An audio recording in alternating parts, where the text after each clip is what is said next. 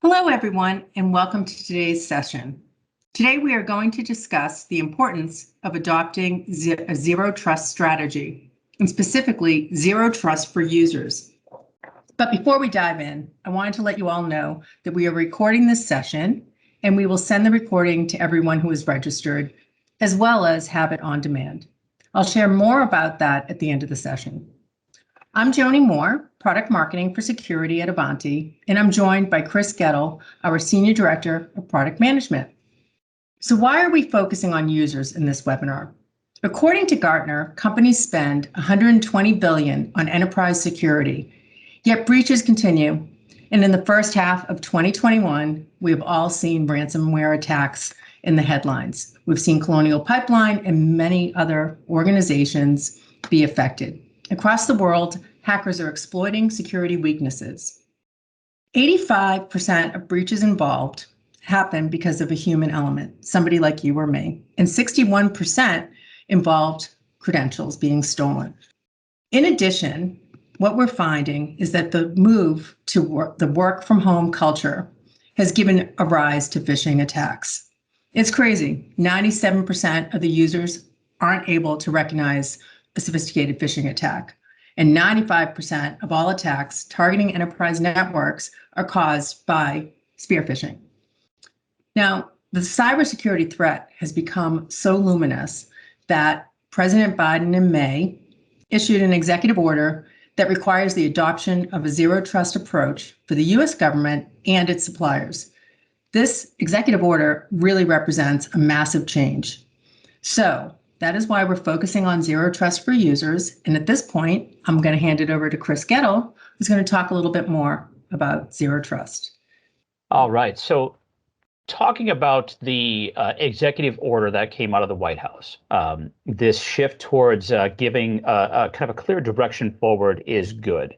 It's giving companies, organizations a way to identify what are the key initiatives based on the team that put together this proposal, this executive order, based on their findings and what most effectively can help to counter these types of tactics.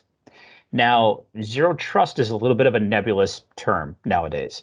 There's a little bit of confusion out there, so we wanted to share, more of a detailed view of what a zero trust strategy is, and then we're going to dive into one specific area of an effective zero trust strategy, which is to protect that user. So zero trust as a strategy, it's multi-layered. It involves many security technologies working together. You cannot buy a single security technology and implement zero trust. So Ivanti can help with a variety of aspects of your journey towards zero trust. There are other pieces as well outside of Ivanti's portfolio. But these are the ones that you can absolutely look at, and we've got the ability to implement many of these capabilities. So our portfolio breaks down into three key areas: securing of the user, securing of the device, and securing access. Now, a lot of zero trust conversations are kind of simplified down to, well, you just implement zero trust access and you're good to go.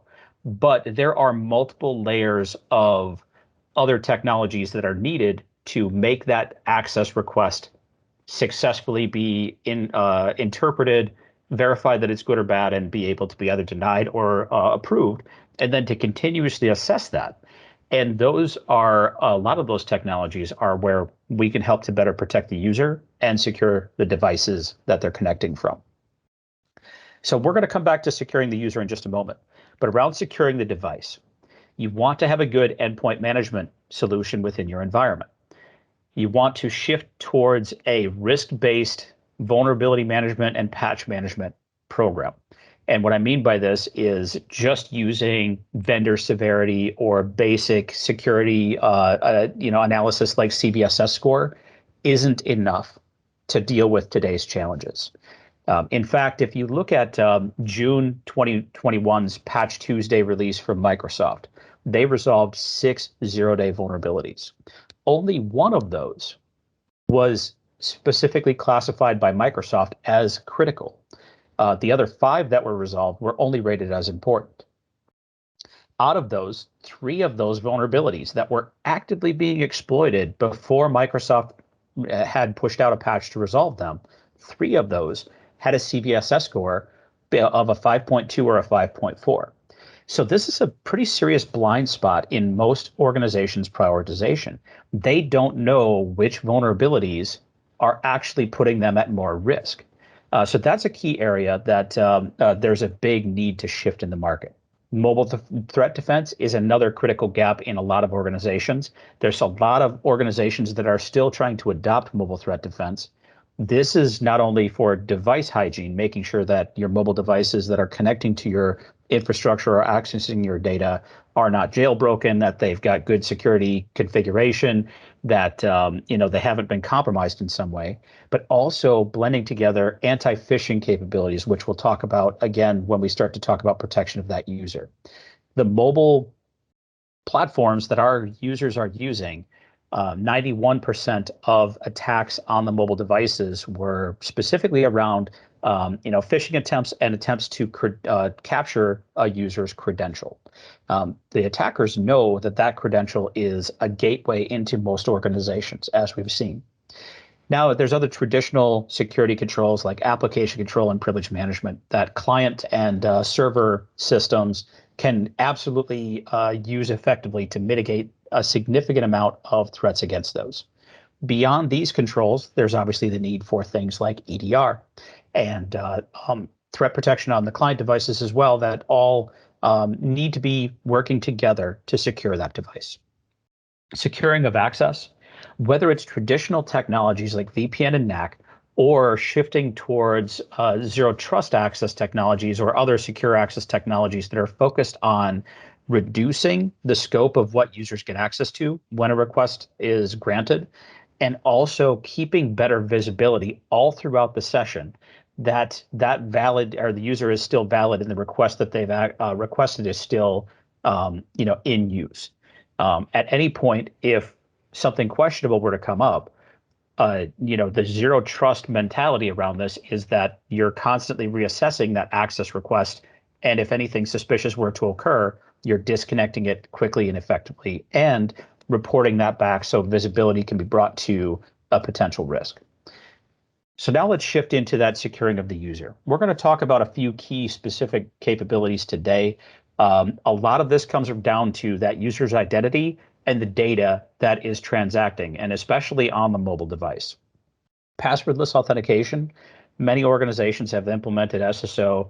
They've implemented single sign-on, but there's still a critical weakness in that user identity, which is the password that's being used.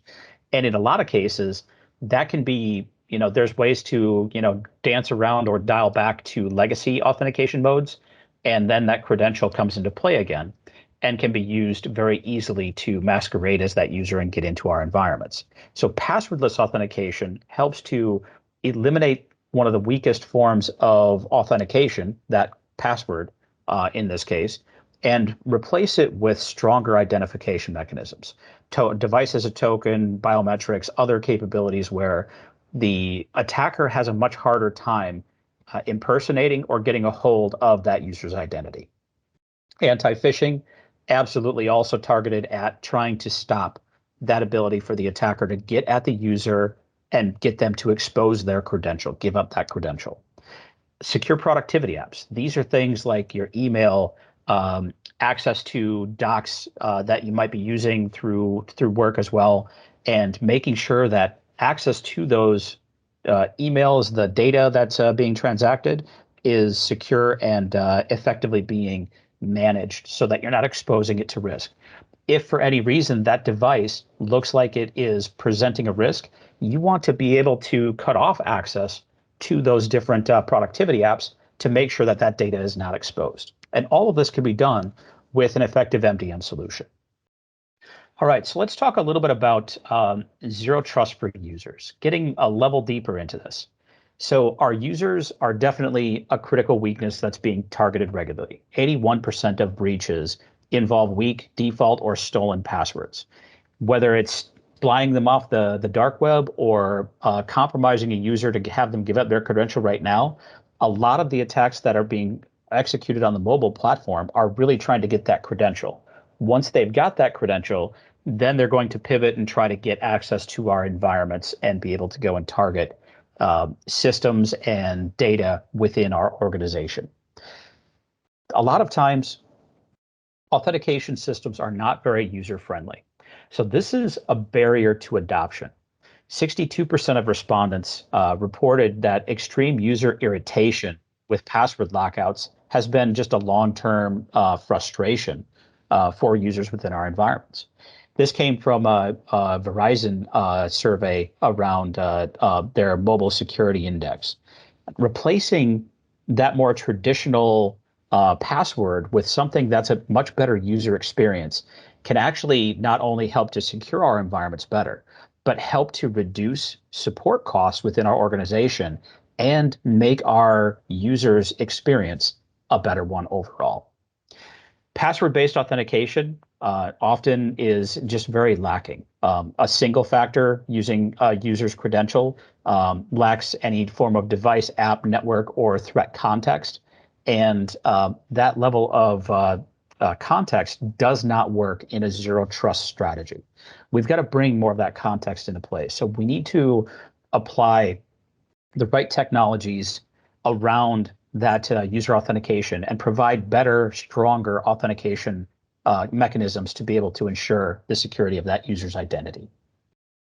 Now, another thing that came out of a survey from IDG research that came out in 2019 was 86% of respondents said that they would do away with passwords if they could believe they can reduce the risk of breaches, which is absolutely a fact. You can reduce your chance of a data breach by eliminating passwords and implementing better, strong authentication mechanisms. So let's talk a little bit more detailed about that securing of the user. We're going to walk through a journey of a user within our environment and talk about their experience here in just a second. But think about our mobile technologies. They're present wherever we go. Biometrics is becoming a much more standardized form of identity. Many of your apps, once you authenticate the first time, it asks you if you want to use biometric going forward to be able to log into your apps like banking apps and other things more quickly and easily. So now I only have to remember those passwords once that first time I log in, and now biometrics can continue to authenticate me going forward because that mobile device is providing me a better overall experience to do that. This simplified user experience can start to change how we're securing our users' identities. So as we go through this, we're going to talk about a user's journey here and the different ways that better authentication and securing of that mobile device in particular help to give not only a more secure experience, but also give that user a better overall experience.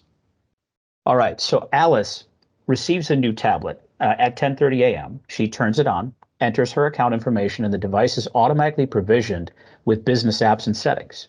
She launches into her Outlook app and gets access without even the need to use a password. Alice is already impressed.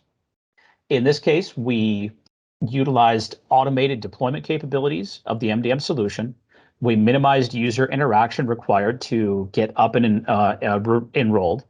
And we saw several benefits here: easy device onboarding, increased productivity, and we've eliminated the fact that she didn't have to use that password again from this point forward.